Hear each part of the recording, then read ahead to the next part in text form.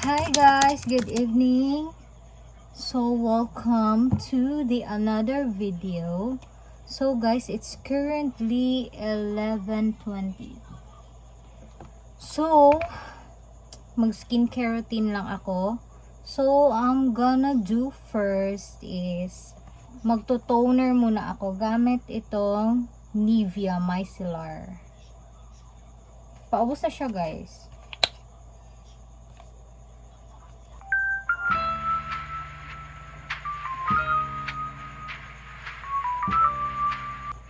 So guys, this is my first time to use my vanity mirror. So cute!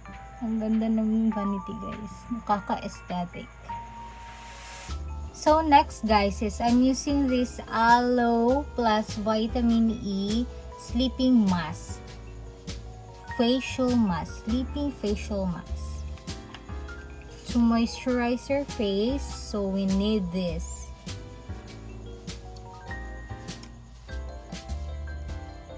Okay, just little amount lang kasi mas spread naman to sa face. Super bango niya guys.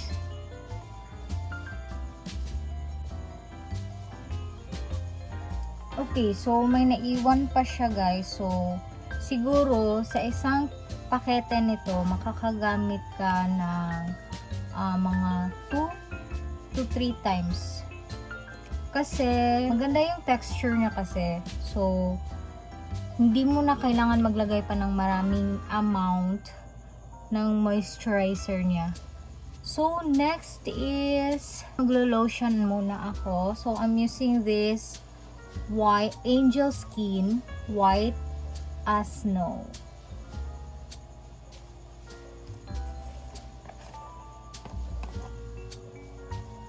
Super bango din ito. Parang baby powder yung scent niya guys. So ito yung nasa loob niya. So just little amount. This is a bleaching lotion guys. So isi-set mo lang siya ng overnight. Ayan.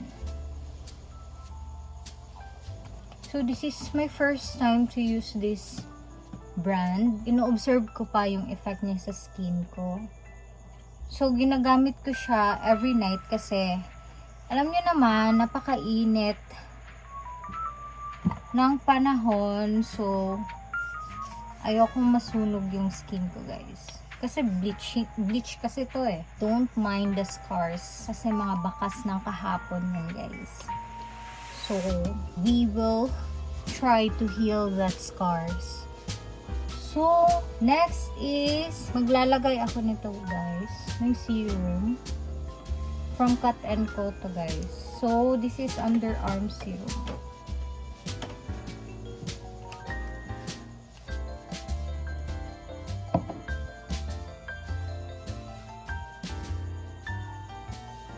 Super bango niya guys at ang ganda ng consistent ng liquid niya.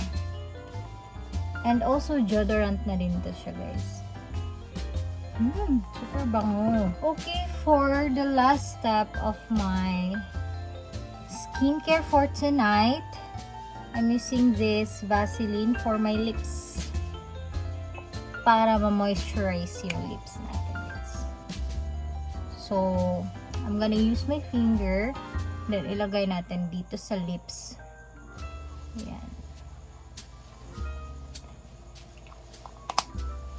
Okay, I'm done and I hope you enjoy this video. Good night, guys.